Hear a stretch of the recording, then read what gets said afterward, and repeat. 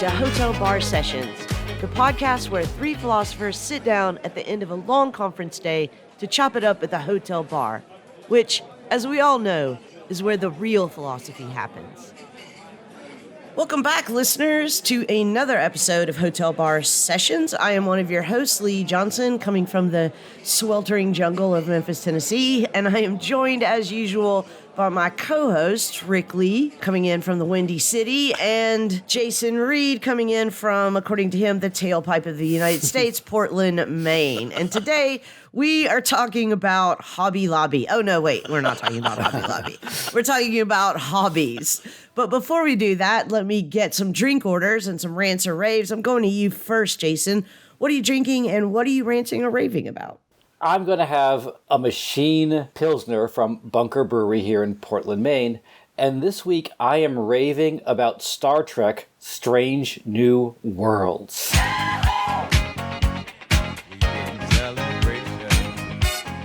The series was recently released for free on YouTube. I hadn't watched it because it was on Paramount Plus, and I refused to subscribe to another streaming service. But they put the whole thing on YouTube, and I got immediately hooked. One of the things I really like about it is a television show. It has episodes.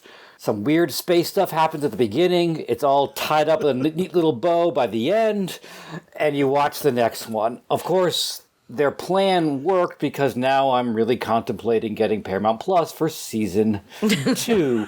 And I will throw in a tiny little rant.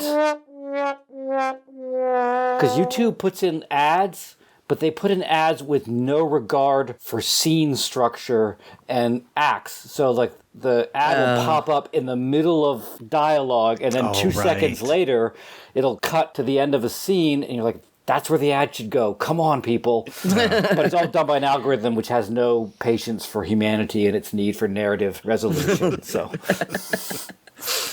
all right, what about you, Rick? What are you drinking? So I'm going to have a Euchre Pils because recently I've been visiting my sister in Michigan, and it's a local beer there and quite tasty. And plus, I love playing euchre. This week I am raving about Astrid Gilberto.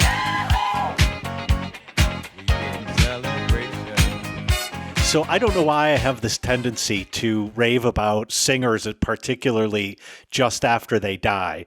But she passed away at the beginning of June. If you don't know who she is, she's the one who made Girl from Ipanema famous. Yeah, she's a wonderful singer, and because of her, there was a huge bossa nova crave that swept the United States. And so she's a fantastic musician, and I mourn her passing, but I want to rave about her music. What about you, Lee? What are you drinking, and are you ranting or raving? I'm just going to have a Fresca today without alcohol because, as I said, it's really swampy hot here, so I just need something refreshing. And today, somewhat related to our topic, I am going to be raving about the documentary Special When Lit. It's a documentary about pinball generally, and also it's a weird documentary because the guy who's the protagonist is telling his story, but they dramatically reenact his story as he's telling it, so it watches a lot more like a film than like a documentary.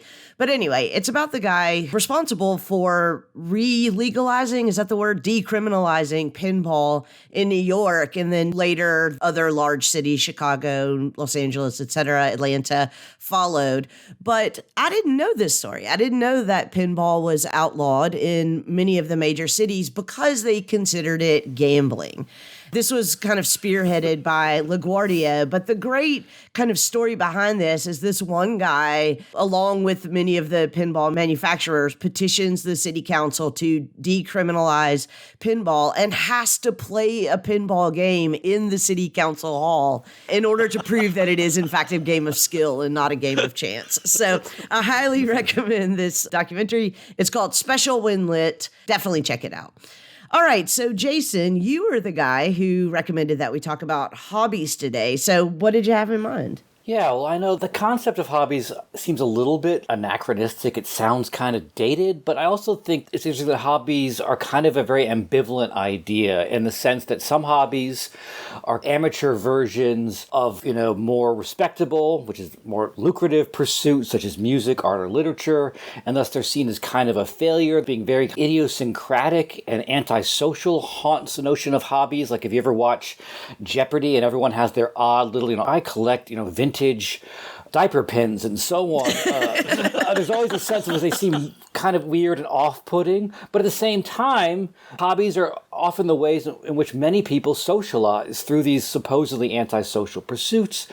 And I guess lastly, part of their bad reputation has to do with the ideal, which I very much want to interrogate, the sense that we should always be engaged in something productive and useful, and that maybe there's something almost utopian in a hobby. So I guess I want to talk about all that. And one last note, wouldn't it be great if the Hobby Lobby really just lobbied for hobbies? Like if there was a group that was like, people need more time for their hobbies, people need more resources for their hobbies, and not the nefarious anti-choice and anti-freedom organization that it has come to be known as. Hear, hear. Tax breaks for macrame. Exactly.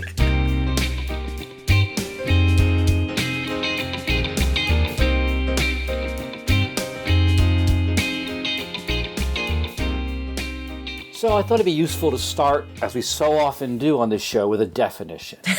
And the definition I'm going to propose as a hobby is an activity that one engages in that is neither part of work and cannot be done for financial compensation. As sort of a side note here, I'm going to suggest that as soon as you turn a hobby into a side gig, it, to some extent, changes it and alters it so it's no longer a hobby. So on the one side, hobby's not something you do for monetary gain, but on the other side, I think hobbies have to be at somewhat odds with consumer society. And by that, I mean that a hobby cannot be, in my view, just buying things. I know collecting is often a hobby, but it seems to me for collecting to be a hobby, there has to be a lot of knowledge that goes into it. Like you're going to record swaps and looking for those rare albums and so on. It's more about the pursuit than the simple monetary exchange. And that's why I think some of those mass marketed collectibles aren't really hobbies because they're just sold to you. So a hobby is something that is neither work nor consumption and has some element of pleasure in it, but I also think it has some element of effort. In other words, you have to work at it and try to do it. That's my provisional definition. So I'm just going to throw that out there and see what you guys think, if that sits with you, or if you have another idea of what a hobby is or should be. So I think that definition largely works with me. I might have a few questions, though. So my first question is, does a hobby have to be an activity? Because I would want to distinguish hobbies from interests. Mm-hmm. For example, when I was prepping for this episode, I was somewhat disturbed to learn that I don't think that I have any hobbies. I was trying to think of hobbies that I had. And one of them was live theater. Mm-hmm. I really love live theater, but is that an interest? Because I guess on the one hand, it doesn't really suit your definition, Jason, because, maybe that's just consumption. Like if I did participate occasionally in community theater, which I do not, that then I would call it a hobby. And by not being in theater or not, participating in theater, that it's just an interest. So does a hobby have to include what we might call an activity? Yeah, that's a good question. I guess I do think of this active component as being necessary, but I wonder if even in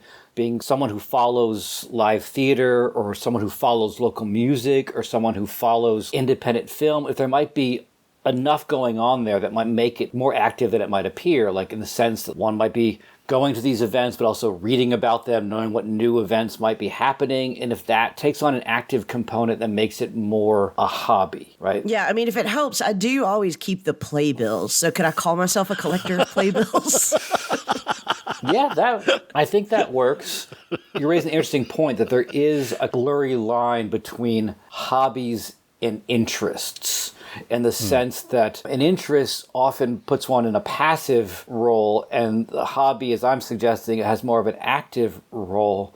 But I do think, especially if the interest is obscure enough, that there is an active dimension in that. In other words, like following local theater is different than, say, going to see all the Marvel movies, because you don't need to spend any time knowing where to go see the Marvel movies because they're all like everywhere and they're hugely advertised and so on. So that doesn't have the idiosyncratic nature that makes it take on that active component. I'm not convinced yet, because if a hobby is not doing something, then almost everything I experience outside of work is a hobby. So binging an entire season of Between the Ferns is a hobby. I find it hard to believe that sitting on my couch eating popcorn and watching TV is something that people would call a hobby. It does seem to me like there has to be some kind of doing something. Well, okay, then this is my second question. I think my first question was really about what seems like a hobby but might not quite rise to the level of a hobby. So in this case, because it doesn't include some kind of intentional activity. My other one is an activity that is so a part of my life that it's not a hobby. So I'm thinking like singing. Right. Now, I could say like karaoke is a hobby, and that seems like it would fit your definition. But if I said singing is a hobby, I think that singing is such a regular part of my life that to say that singing is a hobby for me would be like to say breathing is a hobby for me. I bake bread. And it's not really for me a hobby, because the only bread I eat is bread that I bake. Like, I wouldn't call making dinner a hobby, right? Because it's something you have to do. I don't know. I would call cooking a hobby. Not everybody makes their own dinners. Yeah, and some people get more into it. As Jason said, they do research and they acquire knowledge and so on. Now, I do bake other things besides bread, and that I call a hobby. I really like to make very fancy desserts. That, I think, is a hobby. But I like your example, Lee, of singing, because I would never have said that you have a hobby and it's singing. And I think it is because of precisely what you said, that it's, for me, a part of who you are. It's wrapped up in your life, and you are someone who breaks into song more than anyone I know. You basically live a musical. But on the description you just gave us, I would say that baking is a hobby for you. Yeah, I would say so too. When hobbies overlap with the things that we do as day-to-day survival, there is another blurry line there too. Like, I have a dog, and I walk my dog, several times every day. It doesn't really quite seem like a hobby, but then on some days, we go out to their trails around here, and I'm taking him out to special trails, and I'm always looking for new trails and photographing him obsessively. That seems like a little bit like borderline a hobby, but it's so tied up with, he's a dog. He needs to go outside to go to the bathroom. Like, it's so tied up with that thing that it doesn't quite seem like a hobby. Okay, let me try this. Yeah. For you, I would say that hiking is a hobby, and also photography is a hobby. And I only know this because I know that you do these things a lot and that you put some effort into them and that they exceed the level of just interests. But of course, I wouldn't say like dogging is a hobby for you. I mean, like having a dog is a totally different thing. So it seems like your dog, is just a companion in these hobbies that you have. Right. Yeah. Jason, you got a hobby on your hands, and it's called hiking. And the dog seems incidental there. And photography then is another hobby. But let me ask about sports, because I haven't played in a long time, but I used to play tennis quite a bit. Mm-hmm. I'm not a professional tennis player. If you don't know that, I don't get paid to play tennis. I do research and I own the equipment, and I go to specialty shops and I work on it. And lately for me, golf has become a similar thing. And I would say those are hobbies, but like someone who jogs every day, I'm not sure I would say that's a hobby. Well, I don't know. Them people who run, marathons, half marathons, that seems like a hobby to me. Yeah, I agree. But just doing your couple miles every day, in the same way that I wouldn't consider having a Peloton or elliptical trainer or something like that in your house and just getting in your 30 minutes of cardio or whatever, I wouldn't consider that to be a hobby. I guess one of the things that really appeals to me, maybe interesting thing about the hobby, is this odd combination And I'm not going to say on one hand and the other hand. Today I'm going to avoid the hands. For those of you who don't know what I'm referring to, listen to episode 100 where we really talk about the two hands of everything. The apparatic style. But there's a combination of hobby of trying to get better at something, trying to improve yourself at something, but also at the same time, the hobby is fundamentally amateur. You're not really engaged with competition that's recognized or rewarded in a broad sense. I like that description, fundamentally amateur. I think that does make the distinction that you were noting in your definition of hobbies, which is like once you start getting paid for it, then it's a side gig, it's a hustle. Yeah. And it's not this amateur activity that is about interest, but is not just an interest, not just a passive interest, it's an activity. Right. Yeah, so if you started to sell your pictures that you take of your dog every day while you're on your hikes, then photography would no longer be a hobby for you. You're a professional photographer now. Right. Although I do wonder if my tendency to think that doing it for money ruins it might be a Gen X bias on my part. If the kids today, as they say, might not see that as such an issue. Usually I keep my Instagram private just because there's too many weirdos in the world. But every once in a while, I get these odd, your dog looks great. Here's some products, and I'm like, no, leave me alone, go away. But I think for some people, the ability to tie in taking pictures of their dog with sponsoring and getting free stuff might not seem like it ruins it. But for me, there's something about adding monetary gain. I can't imagine that wouldn't, in some sense, ruin the hobby because it adds in all these other factors. You're thinking about how best to do this, how best to market it. And to me, a hobby in some sense is an attempt to carve out a little space of an activity that has its own rules, its own norms that aren't dictated by the norms of work or marketability. Okay, then I have another complicated example, and this is still tied in with my Lee in search of a hobby here, because I'm still not sure that I have hobbies. But I wanted to say that podcasting was a hobby for me today. Now, I think my first podcast, which was a limited series on Black Mirror, the television show, I think that was a hobby. I think it was something that I picked up and I did during the pandemic only because I was interested in it, but it became a hobby.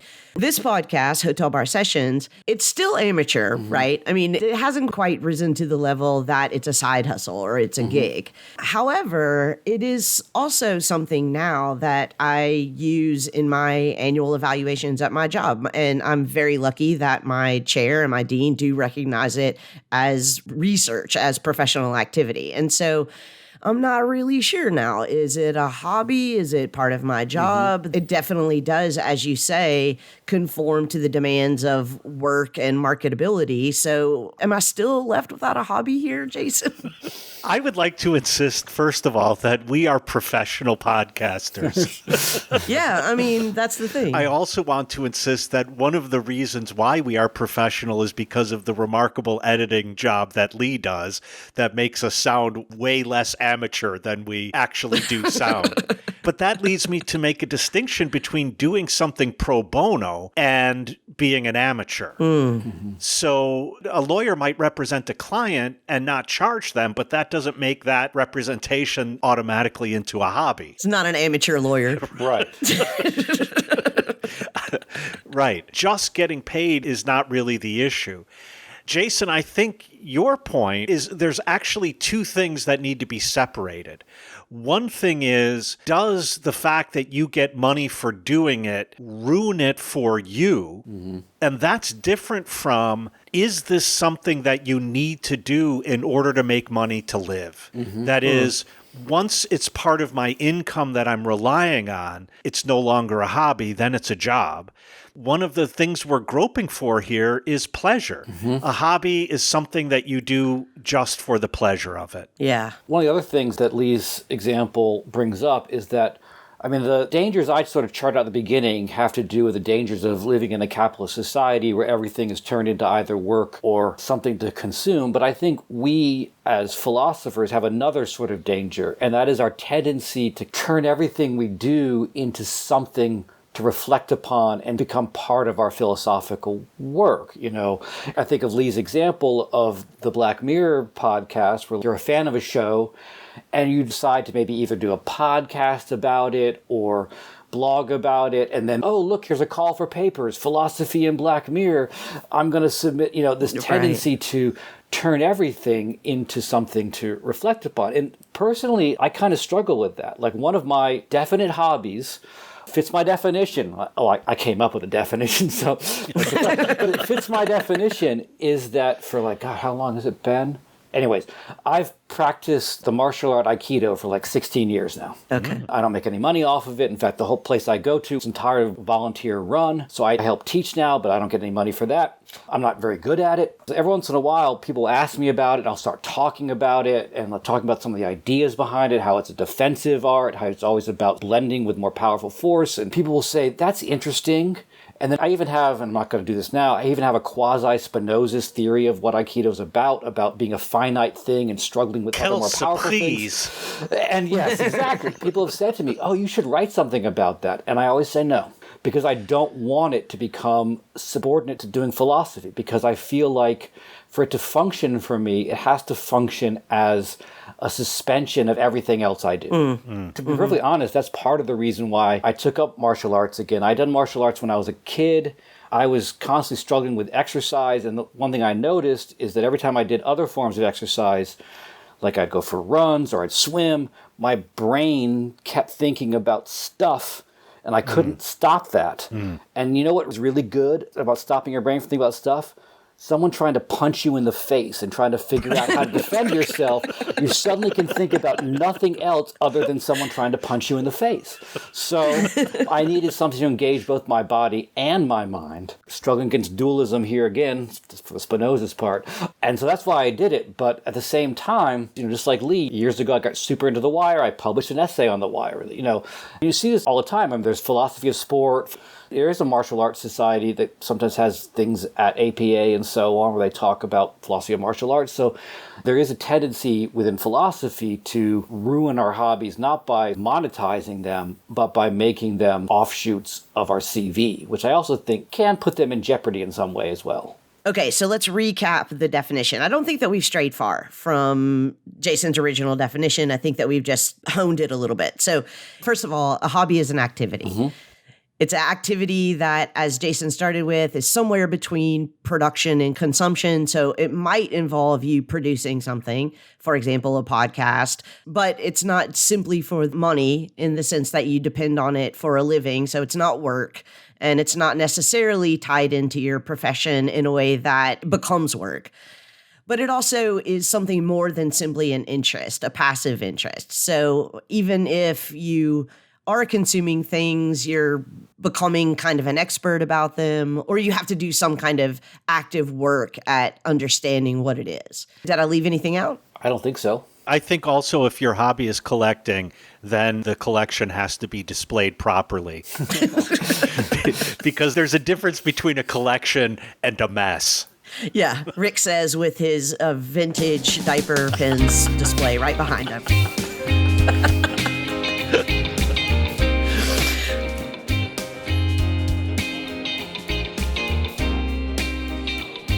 Hey listeners, we've got 3 quick asks from your hosts here at Hotel Bar Sessions.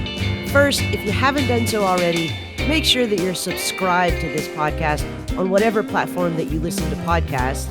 Second, hop on over to Twitter and make sure that you followed Hotel Bar Podcast there. We're at Hotel Bar Podcast, and you can find the Twitter handles of all 3 co-hosts in the bio there. And third, and probably most importantly, we would really appreciate it if you could recommend us to your friends and share our podcast posts on your social media. All right, guys, so given the definition that we ended up with at the end of that first segment, I think I've got to repeat. I don't think I have any hobbies. I think that over the years, I have dipped my toes in different things. about 15 years ago, I had an interest in photography and I started photographing a lot of things. And I came up with this idea of the American Values Project. I'll put a link to it in the notes to this episode.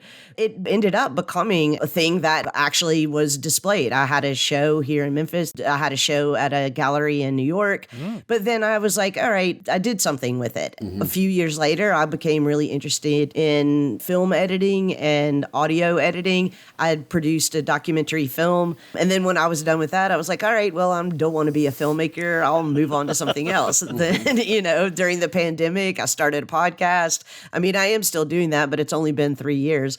So I don't know, does it require a certain kind of commitment?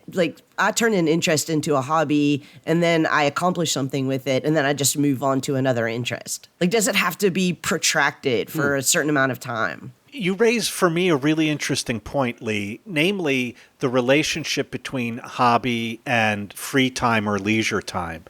Because what we're really asking here is, how is it that you use time that you don't have to devote to work and that you don't have to devote to maintaining your health and physical well-being? Sometimes I watch TV. I'm not baking constantly whenever I'm not teaching or researching. Or collecting diaper pins. Collecting diaper pins. There are different ways that one spends leisure time, and hobbies are really just one of them. I get enjoyment out of baking, but there are days where I'm like, screw it, I just don't want to bake today. And so I don't. Then I'll sit on the couch and binge a season of Barney Miller. I mean, I do think that you're right, that hobbies are about what you do with your leisure time. I think what I was trying to get at with my examples is a different kind of distinction. I think in the examples that I gave, that what we see is an interest developing into a hobby. But because I tend to think of things in terms of projects or accomplishments, it was like once I've done something with it, now I need to move on to something else. So I think that a hobby in some ways has to be open-ended. It doesn't end. There isn't something that when you reach it, now the hobby's over. Well, and that might be something missing from the definition or encapsulates part of the definition, namely that the hobby is the end in itself, that you're not doing it for the sake of something else, but you're doing it just for the sake of doing it. I mean, I agree with that, but I don't know if the picture you're painting, Lee, of having a sort of sequence of activities that engage you and then moving on, I don't see that as not having hobbies. I don't see sustained involvement over a lifetime as a necessary condition for a hobby. Some people do that. Some people find a couple things or one thing and it's their thing. They do it for years and years. And some people engage in a thing for a while, find it interesting, and they lose interest or move on. I mean, I don't do it nearly enough. I usually only have time for it in the summer. I occasionally will paint. Years ago, I went to art school for a semester, but it's not something I do in any sustained way. But every once in a while, I'll pick it up, do it for a little bit, and then drop it, usually because of time. And I do think the time issue is an important thing here. We are talking about free time, and to some extent, work and other activities don't just threaten the form of hobbies, they also threaten the very possibility to do them. Right? Sometimes people just don't have hobbies because you're working too much.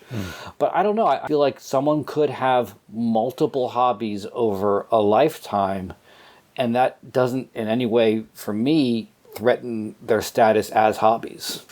Yeah, I like this because it does seem like this re-emphasizes the difference between an interest and a hobby. So I could say I have an interest in photography. It used to be a hobby of mine. Right. I don't have the time to do it anymore. Or I have an interest in filmmaking or songwriting. It used to be a hobby of mine, but I don't have the time to do it right now, or I'm not committing the time to do it right now. But I wouldn't say that it is now a hobby, right? Right. I wouldn't say right now one of my hobbies is photography because I don't really commit the time to it anymore. Yeah, and like Jason said, I had a lot of hobbies that I either just lost interest in or they were no longer enjoyable for me and I let them drop. But Lee, I'm sort of suspecting that your hobby is having projects. Fair. Actually, that is incredibly accurate. That is really true. But that's such a weird thing to say is a hobby, right? My hobby is having projects. I think that we are getting something here that we could add to the original definition. What we've come to here is that interest plus time plus activity equals a hobby. Yeah, I like that. And I think the other thing that brings up is that you can't call something a hobby if you just like the idea of doing it, but you don't actually engage in it. Right. And there are plenty of people who you see, sometimes they'll like declare something to be a hobby, they'll buy a bunch of stuff for it, and then the stuff sits neglected. Oh, God, that's totally You me. can't really call that a hobby. Or if you just do something, like I've gone snorkeling several times on vacation, I enjoyed it, but I can't really call it a hobby because I only ever do it when I'm in Puerto Rico. I could definitely make more of an effort to do it as well, but if it's around, oh, that's cool, I'll do that, but can't really call it a hobby. Okay, now we've got interest plus time plus activity plus commitment minus money. Well, I mean, minus getting paid for it, because let's face it, a lot of hobbies cost a lot of money. Yeah. Right. Jay Leno's hobby is collecting cars, and that costs a lot of money. Okay, we'll say minus wages. Yes. Yes. So what are your guys' hobbies, since I'm the one without hobbies? Or my only hobby is trying to find a hobby. I told you, your hobby is having projects. Yeah. And maybe you're between projects right now. And I'm between loaves of bread right now. And Jason's between being punched in the face right now. Exactly. So I listed some of mine. Baking is one of my hobbies. It used to be tennis. I've kind of lost interest in playing tennis, but golf now has become a hobby. That's something that, I have an interest in. I enjoy doing it. It brings me pleasure. I don't get paid for it, not by any stretch of the imagination. And I don't even compete. Often when I play golf, I don't keep score, and I play with people who also don't keep score. I think if I were competing in golf, that would make it less enjoyable for me. That would be even worse than getting paid for it. I'd really enjoy getting paid to golf if I didn't have to compete. What about you, Jason? I guess hiking counts as one. I don't even count taking pictures to be a real hobby. I just sort of do it when I'm out there because it's something to do. That's a hobby. Okay, I guess what makes it not quite a hobby is I use the camera on my iPhone. I'm not Like, what other kind of cameras are there? Well, that's a good point. The point I was going to say is I have no attempt to improve or get better at it. Okay. I guess I'm adding another thing to the hobby, is that to a certain extent, a hobby has to be something that you're actively working at. And here I'm a little bit stuck. Like, I don't really want to say it has necessarily a telos or a goal, but, part of the activity, in my view, is it's an endeavor. It's something you're attempting to do, and attempting to do it better than you did it the day before, or at least you have some concern about how well it is going. I like that second part better. Yeah. You have some concern about how well it's going. I think collectors, for example, aren't trying to collect better than the day before, but they have an interest in how well their collection is going. Right. Yeah, I have a friend who collects vinyl LPs. And as Lee knows, I have a pretty sizable collection of LPs myself. You do. But I don't collect them. I'm not a collector like he is. I acquire them because I go to the record store and I'm like, oh, I love that artist, or that album is my favorite, and I get it. Whereas he will do research about the first pressing of this album was different, and oh, it's incredibly rare, and he's looking for the equivalent of first editions for a book collector. And that's his hobby. Whereas for me, I just listen to music and I like LPs and I just get them. But I wouldn't call it a hobby because I don't really have any sense that I'm doing it better. Like, my collection is getting better only in the sense that it's more stuff that I like. One of the things that occurs to me in thinking about some of these ideas people have about hobbies or stereotypes about hobbies is that sometimes they are portrayed as being antisocial, or sort of something one does because one doesn't have a rich enough social life. But at the same time, hobbies often offer a way to socialize. Every hobby has its corresponding community, and you get to know people through your hobbies. And so I guess one of the things that interests me is precisely the way in which they are both highly individualized. Like you do them because they in some sense provide pleasure to you. They also provide a way to connect with other people.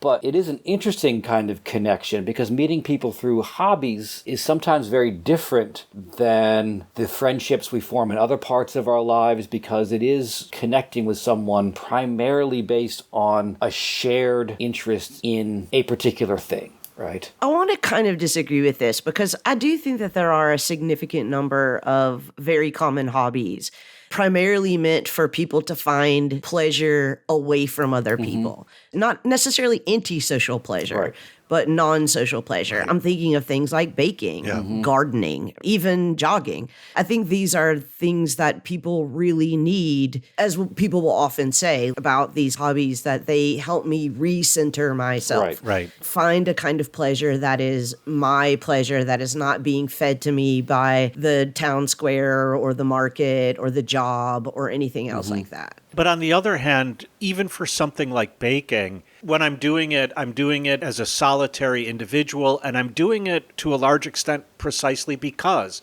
I'm alone, I'm removed from the normal context of my life, and I'm focused on this one thing. But I also do enjoy speaking with other bakers, not when I'm baking, but when I find someone who's a baker, and often we talk about what's your go-to bread recipe and things like that.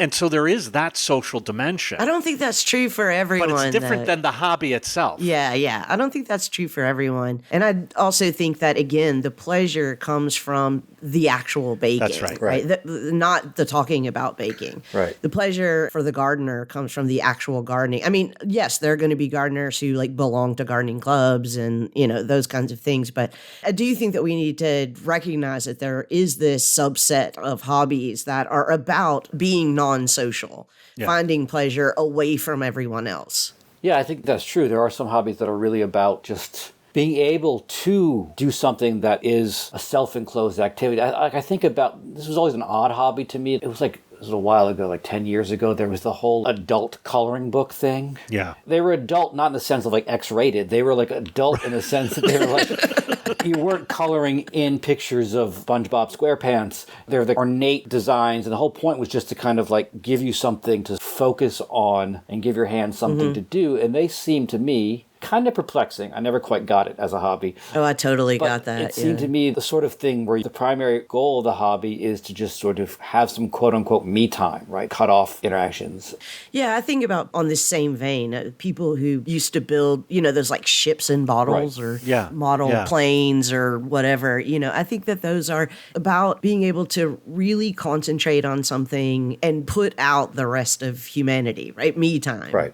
It's just me and this thing, me and this hobby. Yeah. And on the other side of things, there are also hobbies that seem like the being social is an integral part of it. I think of people who play either D&D games, role-playing games, or even complicated tabletop games where you begin to realize that the game is sort of just there to keep the conversation flowing. That it'd be weird to just sit around a table with a bunch of people. Cards for a lot of people does the same thing. We're primarily the social. And some people do book clubs like this. The book becomes just the alibi or sort of reason for getting together, and the social dimension takes over. Oh, thank you, Jason. Thank you. Okay, I do have a hobby. I have a poker game. Oh, yeah. And poker is a hobby. Yeah, right. So I've had it for more than 25 years. I mean, suspended it during COVID, but it's recently picked back up. As a matter of fact, it's tonight. And yeah, I mean, I do love the game. I do love card games, but it is about the whole process of being with these other people who also like the game. And of course, if you play in a regular poker game, it's not so much about poker. It's definitely not so much about the money. It's about the shit talking and the drinking and the kind of excitement of the ups and downs of the game. So yeah, okay, great. All right, we're cool. I have a hobby other than finding hobbies. But poker is an interesting example which goes right to our definition. So poker is one of my hobbies as well. I used to play online, and that's not only non-social, that gets sometimes downright antisocial. Yeah, but because I won more than a couple of online tournaments, I got a free entry into the local tournament that the winner of that tournament would get a free entry into the World Series of Poker. Right, So yeah. this was my first tournament playing in person. And oh my God, is it so fucking boring. Because what they don't show you on TV is that everyone is folding all the time. Well, you should be. Yes. I mean, because now you're at that level where if you're a good player, you're folding most of the time. Yeah. I suddenly realized as I'm sitting there, I'm like, this is now a job. And I hate it. I hate my job. But I went all in on a pair of jacks, and pair of jacks has always been my downfall in poker. Worst whole hand, yeah. I just don't know how to play it. But Yeah. anyhow, yeah, there was a moment where my hobby became a burden, and it was poker. Yeah, and I'll contrast that with a regular game between friends. Exactly. Which is, I think, a genuine hobby of mine. Yeah. But Lee, is it also something like, do you either read about poker or listen to poker pros talk about how they play? Or I mean, I don't seek that out. You know, like if it's on TV, I'll watch it. Yeah. Or if a story comes up in my news feed, I'll read it. But I am interested in getting better at it. And we do talk even at the table about getting better at it. Yeah, and that's the nice thing about a game with friends is that you like say, okay, how would you have played that hand? Yeah, or more often we razz each other about how shitty you just played that hand. How are you not better? Which is also an aid to learning. Now you talk about that, I know I put this in and it's sort of important to me, but I do wonder how much a kind of perfectibility is part of a hobby or a kind of striving towards something. Right? I mean, to me, I would find neither an activity that I was so good at that I got it immediately, nor an activity that I just absolutely struggled with and failed, which is why music can't be a hobby for me because I'm tone deaf, lacking basic rhythm, and God. I sing around the house all the time too, but it's like a torture for people. So for me, a hobby has to be somewhere between those things that you can do with ease and those things that you're hopelessly not qualified for. Yeah, well, things that you're hopelessly unqualified for, that you're very, very bad at, aren't going to give you pleasure, right? I mean, failure is a non-pleasurable feeling, Right?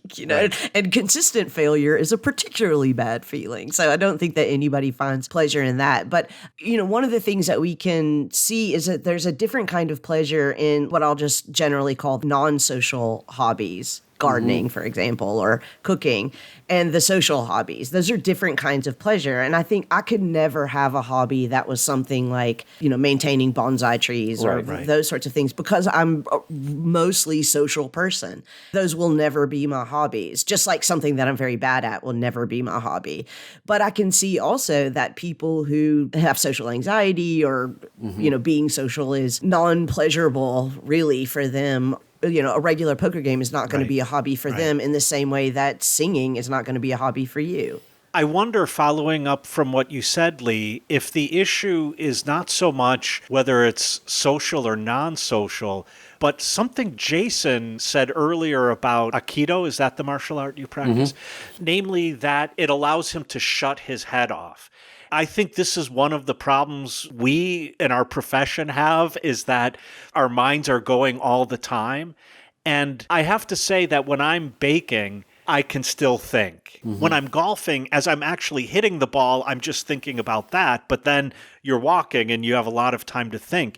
The only thing I've experienced recently that allows me to shut my mind off is I started doing yoga with my nephew Blake. Because I'm a 57-year-old man who sits at a desk most of the day, I am like the stiffest human being there is. And so I have to really concentrate on this. And it really does get me out of my head. And so, Lee, I'm wondering if for you, a hobby that is social also gets you out of your head because you're with others and you're engaging and so on. It might have something to do with that. The centering oneself might be just getting out of my head. Yeah.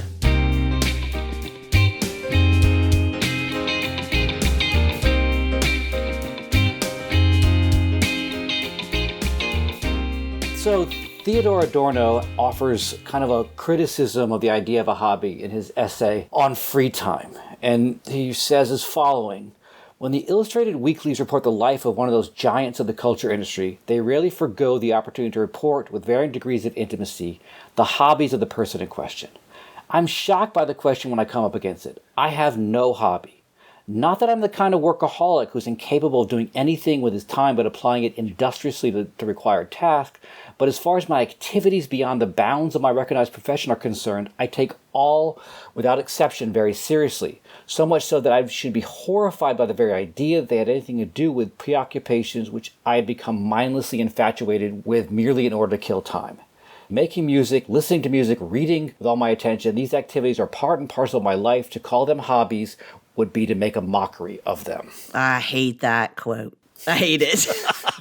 I really Do tell. I do. I hate the idea that hobbies are, by definition, unserious activities. I think that many hobbies involve real seriousness. I mean, I don't know if the Hobby Lobby existed when Adorno was around. I'm guessing he didn't, but I think that this is why many people today would have a similar idea about hobbies, that, you know, it's the crafts that you go and pick up, pointless, meaningless, unserious, maybe even a little bit childish activity that people do in their free time, more or less things that would be otherwise a waste of time. And I just think that that's wrong. Well, also notice that Adorno lists 3 things that he would be horrified to hear them called hobbies. 2 are related to music, making music and listening to music. This man was a professionally trained pianist, and he studied with Alban Berg in Vienna. I would say that's a little bit more than a hobby. What I would say is, like, that for him was a possible profession that he then decided not to take up. But he continued playing music and even composing music throughout his whole life. The other thing is, like, reading with seriousness. The man's a philosopher and a cultural critic. That's not a hobby. That's part of his job. So either he is the kind of workaholic that he denies that he is, which is my suspicion, or he has hobbies that he's not even talking about. I think it's the second. I think that piano playing for him is a hobby. I think it could have been a profession, and it wasn't. It's a hobby. I think reading books for him is a profession. Right. So I think that he just really has a distaste for the name hobby, for the moniker hobbyist, because I think that he thinks that what it means to have a hobby is to be unserious. And that I disagree with him about. So, okay, maybe playing music for him was a hobby, but this man also wrote a shit ton of philosophy about music. He wrote an entire book called The Philosophy of Modern Music. He wrote a lot of essays about music in aesthetic theory. Many of his examples are musical examples. And so he, in a sense, brought in what could be a hobby, listening to music, but then he turned it into work by philosophizing about it. Yeah, but again, philosophy is the work. Playing music is not the work. Playing music is a hobby. I think that I have many hobbies that feed into my philosophical research. I have a VR headset that I play with, that it's a hobby for me. I mean, okay, so maybe I do have 2 hobbies. VR is a hobby for me. Writing about it or talking about it on this podcast is not a hobby. Well, no, podcasting also is a hobby, but teaching about it is not a hobby. But I would say doing it is just a hobby. And I don't think it's an unserious one. But I think one of the things that comes up in the essay is that, well, first of all, the examples he draws from, he talks about things like paint by numbers. You know, there's kind of a hobby that, you know, although I guess adult coloring books are kind of a similar thing. And he uses this concept of pseudo-activities, right? And Adorno loved adding the word pseudo to things. He did. But I think that there is something to be said for, I'm going to try to bring out my inner Adorno. There is something to be said for hobbies where the structure of the hobby is so dependent upon the thing you buy into that it's not even your own autonomous activity, right? Like a paint by number set is sort of an example of that. Like, to me, when I see paint by numbers, I'm like, you could also try your hand at painting, because the paint by numbers, the set gives you the colors, gives you the numbers, and it dictates the terms of what you do. I have a similar kind of Adorno-esque disdain for things like Guitar Hero. that to me is pseudo guitar playing, right? You're kind of playing at the activity of playing a guitar. You could just as easily pick up a guitar. Well, not just as easily, it's a little harder. But I guess for me, and this goes into the consumer side of the hobby, not the work side, is that something where you're entirely dependent upon someone else selling you the structure or the format of the hobby seems to me something that's not quite a hobby, because I do feel like there is a certain sense of autonomy in hobbies, that like hobbies are autonomous from other types of activity, but hobbies also have to dictate their own practice, which is why I think a game where you have to constantly buy new upgrades to the game in order to get better, it might be a hobby, but it's a hobby in which you don't control enough of the activity to really develop that sense of autonomy. Okay, so I do disagree here, because I think I'm going to go back to my example of people who are model builders, who build model planes. That's a paint by numbers. That is exactly the kind of activity that you just described that I do believe is a hobby. I don't think that you mean to say that it's not a hobby. I think that you recognize that those are hobbies. I think you mean to say, as Adorno said, that it's not an activity. It's a pseudo activity. And I do think that some hobbies are, if that's what we mean by pseudo activities, are pseudo activities, but I don't think that that's a pseudo activity. I think that that is an activity, a real activity that is really serious. I also think one of Adorno's concerns in that essay comes out of a concern he has in another essay called The Culture Industry, namely that in our society, culture, so movies, books, TV shows, music, that these are commodities produced like many other commodities, but our culture works to structure our free time so that it mimics working life, our working time. In doing so, then when we're working under work time, we're not shocked by the abrupt difference between, oh my God, yesterday was Sunday and now I'm at the office. If my leisure time could have the same structure as the factory floor or the cubicle farm, then the difference between free time and labor time goes away. Paint by numbers really does seem to be structured like I'm on the factory floor, I have this brush, and I'm just doing this repetitive task. Making widgets. Making widgets. In this case, the widget is a painting. Mm-hmm. Whereas I think, and having as a kid tried to build models of airplanes or cars, there's an awful lot of skill that goes on in model building. And so I think, Lee, I am agreeing with you in a way that, in a sense, there are some hobbies and then there are some bullshit hobbies. I mean, aren't we really just repeating Marx's entire argument about alienated labor, right? That the point here is that hobbies we experience as engaging in free conscious activity, not for wages, not for survival. And that doesn't mean that they can't be serious. That doesn't even mean that they can't be structured. That doesn't even mean that they can't primarily just be following directions to the completion of some project. It just means I'm doing this activity not as a alienated practice of labor, but I'm doing it as engaged, free, conscious labor. And that seems to me exactly what Adorno is calling a pseudo activity, what Marx would call alienated labor. But all of those do seem to me to be definitions of a hobby. They are activities, they are labor, but they're not for wages or for work. I would argue that, for example, playing tennis, to the extent that I am an amateur and it is a hobby for me, to that extent, one could rightfully call it pseudo-tennis. Mm-hmm. I've watched the U.S. Open live in New York, and I will tell you, I am not playing the same game those people are playing. The first live tennis match I ever saw was with Serena Williams, and my God, she smacks the ever-living shit out of a tennis ball in ways that it's not my game. And so I would say I'm playing pseudo-tennis. And so in many ways, I'll gladly accept the label pseudo-activity and wear it proudly and recast it as a positive thing rather than a negative thing. I really do want to keep pushing back here because, okay, here's the thing. Tennis is also paint by numbers. Yes. Golf is also paint by numbers, right? That's my point. And it's not that, no, but the difference between you and Serena Williams is that you play tennis as a hobby for pleasure. She may also play tennis for pleasure, but it's her wage. It's her job. She plays it for wages. That doesn't make your tennis pseudo-tennis. That makes your tennis amateur tennis, not professional tennis. So here, my inner Kantian is going to come out. Okay. The numbers by which I paint when I play tennis were produced by Serena Williams when she plays tennis. Absolutely not true. She did not invent the game of She tennis. did not invent the game, but she invents strokes that now kids are learning. The strokes that I learned, I'll tell you, I learned to play tennis like Bjorn Borg. Now, when people learn tennis, they learn an entirely different set of directions than the ones I learned when I first started playing tennis, because someone came along and rewrote the directions.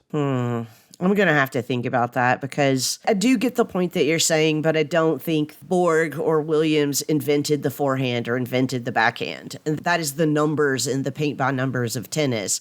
They invented a better way of doing it or a different way of doing it. But again, that's not reinventing tennis. Yeah, I was about to say something and it'll just be a quibble. There is no such thing as the forehand or the backhand. Serena Williams has a backhand. Monica Seles has a different one. That's just quibbling, but I get your point. Yeah, right. Because whatever backhand you use, it's just another way of getting the ball across the net, which is the paint by numbers of tennis. Right. Right. There are rules of the game, for sure. Right. And those are the numbers. Yeah, I mean, I think that every hobby, to the extent that it tries to separate itself from work and being a productive activity, is always going to border on the pseudo aspect of the pseudo activity, right? And that the Adorno quote sort of illustrates this without meaning to, because as Rick was saying, his list of things he does with all of his seriousness are his busman holidays. They're all the things he does that have become part of his work. I mean, Adorno does say, to be fair to him, he does say, like, I'm fortunate that I get to do this. The fact that he gets to write about music and read in such a way is very much tied into his profession. And I do think that the more that a hobby avoids being structured like work, the more it's going to seem, to some extent, unserious. And as Adorno says in the beginning of that essay, in capitalism, free time is structured by its opposite. That means that everything that is non-work-like is to some extent deemed unserious pseudo-activity, because our standard for activity in our society is work. Yeah. Yeah, I think I agree with what both of you are saying, and also what Adorno is saying. I think that I would just want to substitute pseudo as unalienated. Unalienated and unwaged. Same thing. Right. Hey, we couldn't hear you while you were shouting into your headphones. So if you have feedback or suggestions for future topics, or if you just want to pick a fight with one of our co-hosts, or in fact all of us, just visit us at www.hotelbarpodcast.com and click on the interactive page. If you want to belly up to the bar with us, at least virtually, you can always email an audio clip to hotelbarpodcast@gmail.com. If it's interesting, we're going to steal it from you. If it's not, we'll send you our Venmo handles and you can virtually buy us a drink.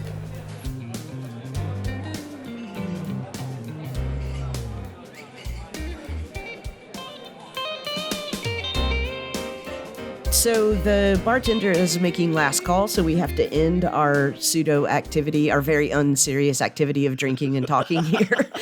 But before we get out of here, Jason, any final thoughts about hobbies? There should be a hobby lobby that lobbies for hobbies. We need more time for hobbies, less work and consumption, and more time for hobbies. Hobbies for all as a new utopian project. Hobbyists of the world unite. Exactly. So if Leah's right and being unwaged is what makes something a hobby, then podcasting for us is a hobby. But, you know, almost every hobby has costs. You have to buy the hobby equipment. You have to go to Hobby Lobby or Michael's. And this podcast also has its costs. But this is not an unsocial hobby. This is a social hobby, and you are part of our society. So maybe you could chip in and help us bear some of the costs of this hobby that all of us enjoy together. We're not looking for knitting needles. We're not looking for crochet hooks or golf clubs. We're just looking for you to ante-up. Ante-up for our bits. Support us at patreon.com/hotelbarsessions. We have a lot of levels that you could support us at listed there. And if none of those levels are workable for you, Another very social way you could help us out is by leaving a review and a rating on whatever podcast platform you use to listen to us.